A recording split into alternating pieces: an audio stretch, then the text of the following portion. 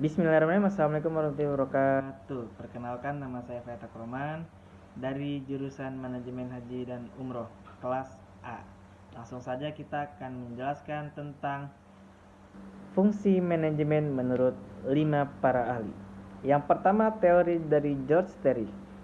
Ia mengukuhkan yang pertama adalah planning. Planning itu perencanaan suatu perusahaan bagaimana kedepannya akan berjalan. Yang kedua adalah organizing. Organizing adalah proses dalam memastikan kebutuhan yang dibutuhkan oleh konsumen. Dan yang ketiga, ia berpendapat tentang actuating. Actuating itu bagaimana kita berikhtiar, beraksi, beraction. Yang terakhir ialah controlling. Controlling itu memastikan bahwa perusahaan tersebut berjalan sesuai dengan jalannya. Nah, pendapat kedua dijelaskan oleh James Stoner. Dia juga mengembangkan yang pertama ialah planning, yaitu perencanaan bagaimana kedepannya kayak yang pertama, dan yang kedua organizing juga, yaitu proses dalam memastikan kebutuhan yang diperlukan oleh konsumen. Dan yang ketiga ialah yang dikemukakan adalah leading. Leading itu kepemimpinan. Bagaimana seorang pemimpin mengatur usahanya sendiri, perusahaannya.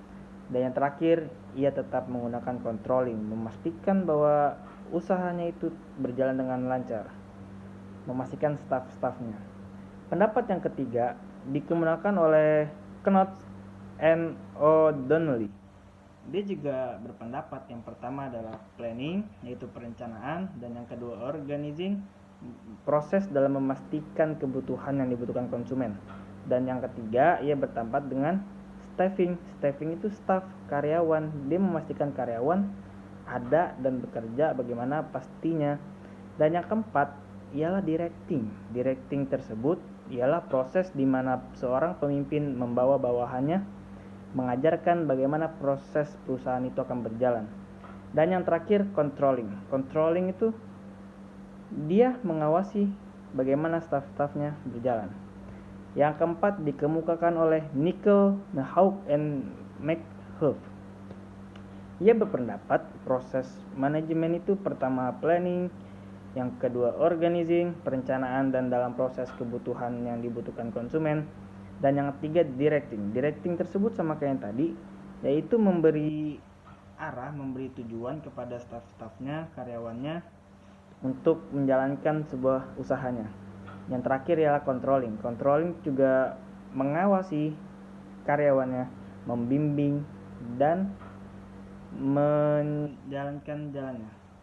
Dan yang pendapat ahli kelima ialah Richard W. Griffin, yaitu dia mengubahkan prosesnya dimulai dengan planning, yaitu perencanaan dari awal sampai akhir harus matang. Dan yang kedua organizing, proses dalam memastikan sumber daya yang dibutuhkan konsumen. Dan yang ketiga leading. Leading itu kepemimpinan, sama dengan ahli si Jason Stoner.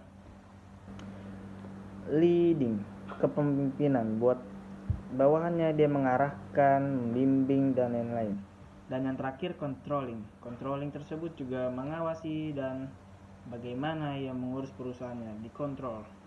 Oke, mungkin cukup sekian dari saya Fatak Roman, kurang lebihnya mohon maaf. Wassalamualaikum warahmatullahi wabarakatuh.